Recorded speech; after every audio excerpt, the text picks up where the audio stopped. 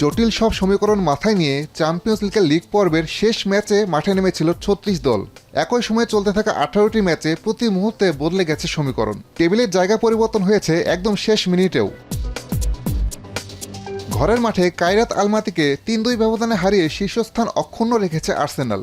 Harry কেইনের শেষ সময়ের গোলে পিএসভিকে ২-১ গোলে হারিয়েছে ২-এ থাকা বায়ার্ন মিউনিখ। গতরাতে সবচেয়ে বড় জয় লিভারপুলের। ৬ বার কারাবাগের জালে বল জড়িয়েছে আর্নে স্লটের দল। টটেনহামও পেয়েছে জয়ের দেখা। ম্যাচের শুরুতে গোল হজম করে বড় ধাক্কা খেয়েছিল বার্সেলোনা, তবে রাফিনহা ইয়ামালদের গোলে ৪-১ ব্যবধানের বড় জয়ে সেরা ৮ নিশ্চিত করেছে কাতালান ক্লাবটি। চেলসি ও স্পোর্টিং সিপির সঙ্গে শীর্ষ ৮-এর অপর দল ম্যানচেস্টার সিটি। বুধবার রাতে সবচেয়ে বড় অঘটনের শিকার রিয়াল মাদ্রিদ। টেবিলে ৩-এ থাকা দল হেরেছে টুর্নামেন্ট থেকে বিদায়ের শঙ্কায় থাকা বেনফিকার কাছে।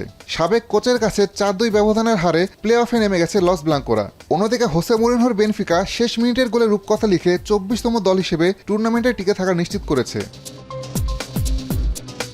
নিজেদের মাঝে ড্র করে সেরা ৮ থেকে প্লে অফ পর্বে নেমে গেছে পিএসজি ও নিউক্যাসল। প্লে অফের আরেক চমক বোদো গ্লিম্ট, যারা প্রথম ৬ ম্যাচে কোনো জয়ের দেখা না পেলেও শেষ ২ ম্যাচ জিতে জায়গা করে নিয়েছে প্লে অফে।